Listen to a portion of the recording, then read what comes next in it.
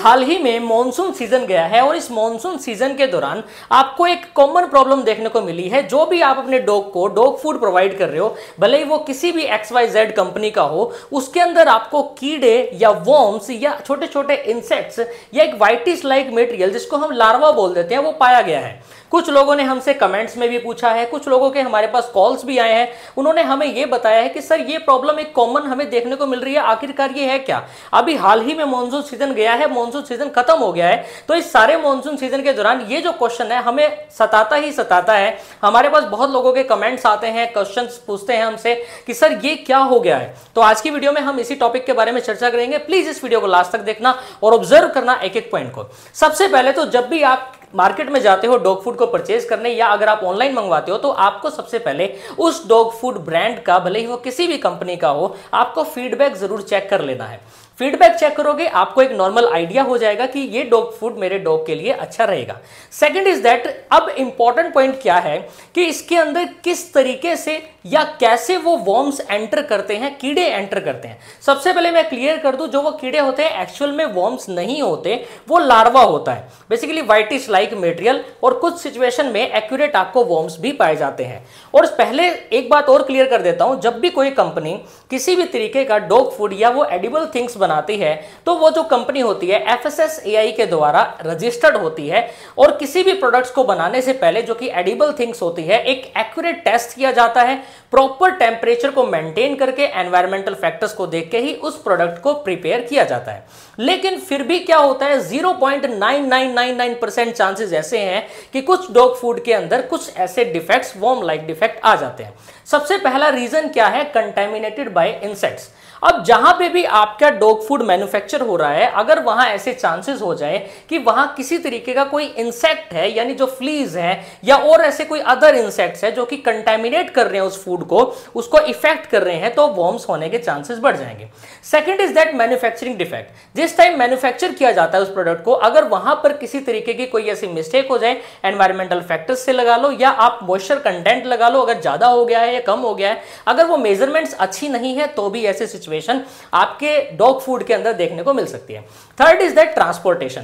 अब जब डॉग के फीड को एक जगह से दूसरी जगह पे लेके जाया जाता है, तो ट्रांसपोर्टेशन में अगर किसी तरीके की कोई भी ऐसी समस्या आ गई है, देन वर्म्स हो सकते हैं। और आगे हमारे पास पॉइंट आता है स्टोरेज, यानी जहां पे भी डॉग फूड को स्टोर किया जाता है, यह भी एक समस्या है कि भाई अगर स्टोरेज इफेक्ट हो गई है डॉग फूड की, देन आपके डॉग के फूड के अंदर वर्म्स या इंसेक्ट या लार्वा लाइक देखने को मिलेगा।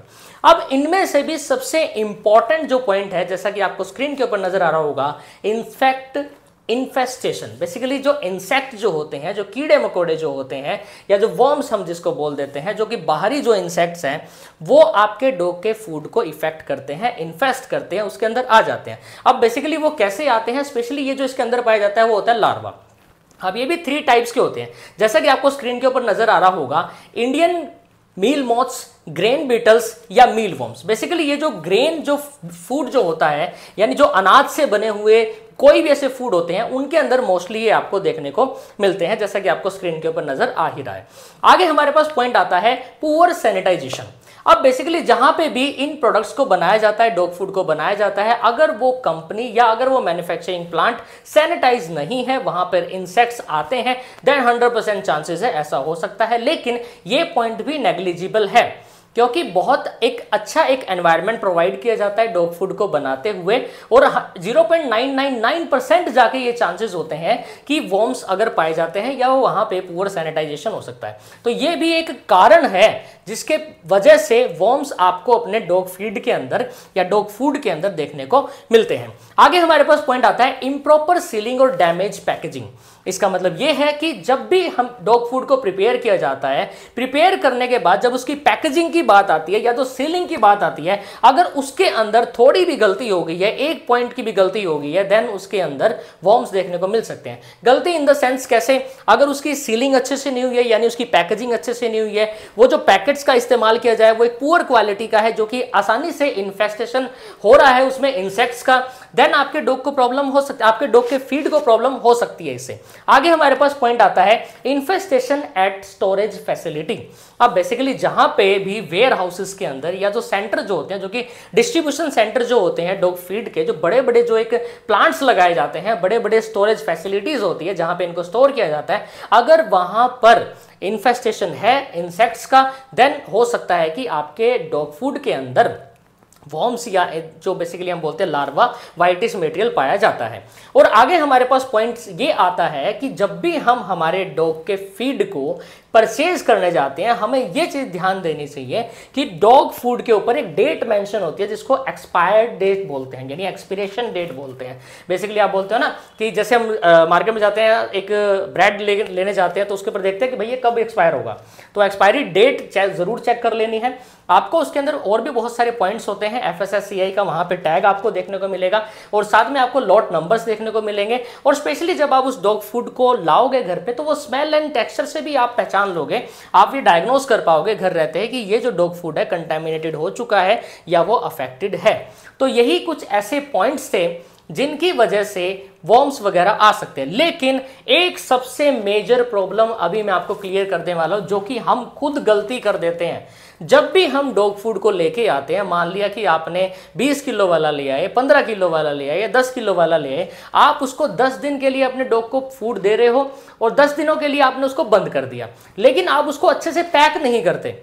अब पैकेजिंग नहीं करोगे और अभी मॉनसून सीजन गया है और मॉनसून सीजन में मॉइस्चर कंटेंट ऑटोमेटिक ही हाई हो जाता है। आप अपने रूम का ही लगा लो, रूम टेम्परेचर, रूम के अंदर कितनी ह्यूमस हो जाती है, कितनी ह्यूमिडिटी हो जाती है, यानी मॉइस्चर कंटेंट एक्सेसिव, और मॉइस्चर कंटेंट तो बेस्ट सुटेबल होता है in the growth of worms. अब बेसिकली किसी भी तरीके के कोई मैगट्स वगैरह, वॉर्म्स, कीड़े वगैरह या जो लार्वा होते हैं वो जब जनरेट करते हैं तो उनके लिए जो ह्यूमिडिटी है सबसे बेस्ट इन्वायरमेंट माना जाता है। तो आपको ये ध्यान देना है जब भी अपने डॉग के फूड को प्रिजर्व कर रहे हो, स्टोर कर रहे हो, जहां पे भी रख रहे हो, वहां पर प्रॉपर ह्यूमिडिटी का ध्यान जरूर रखना है। ज्यादा ह्यूमिडिटी वहां पर ना हो और ज्यादा गर्म टेम्परेचर भी ना हो, यानी नॉर्मल रूम टेम्परेचर पे आप अपने डॉग फूड को रख सकते हो। तो यही जो टॉपिक्स हैं हम आपके सामने लाते रहते हैं और ये टॉपिक बड़ा ही इंपॉर्टेंट टॉपिक है, क्योंकि हमारे पास पर्सनल कॉल आए हैं, हमारे पास कमेंट्स आए हैं, इंस्टाग्राम पे हमसे पूछा गया है इन टॉपिक्स के बारे में कि सर ये क्या हुआ है, इसके बारे में एक्सप्लेन कीजिए। तो हमने एक्सप्लेन कर दिया, लेकिन मैं आपको एक बात और क्लियर कर देता हूं। देखिए गाइज, ये जो कंपनीज जो भी प्रोडक्ट बनाती हैं ऐसे ही नहीं मुंह उठा के बना देती, ठीक है। एक प्रॉपर टेस्ट होता है, प्रॉपर तरीके से इन प्रोडक्ट्स का निर्माण होता है, इनकी मैन्युफैक्चरिंग होती है, अच्छे से इनकी पैकेजिंग होती है। 0.9999% जाके चांसेस होते हैं कि इनके अंदर किसी तरीके का कोई डिफेक्ट आता है, अदरवाइज कोई भी डिफेक्ट नहीं आता। अगर उसके अंदर वॉर्म्स हो गए हैं, कहीं ना कहीं हमारी ऐसी गलती होती है, हम उस पैकेज को ओपन छोड़ देते हैं या उसके अंदर मॉइस्चर कंटेंट ज्यादा हो जाता है, इंसेक्ट इन्फेस्टेशन ज्यादा हो जाती है, जिसके अंदर वॉर्म्स पड़ जाते हैं। तो आई थिंक आपका ये डाउट क्लियर हो गया होगा और इस वीडियो के अंदर इससे ज्यादा मैं अभी आपको और कुछ एक्सप्लेन नहीं कर पाऊंगा क्योंकि वीडियो बहुत ज्यादा लंबी हो जाएगी। Thank you so much for watching this and please do like, subscribe, comment and share. Thank you so much. जय हिंद, जय भारत।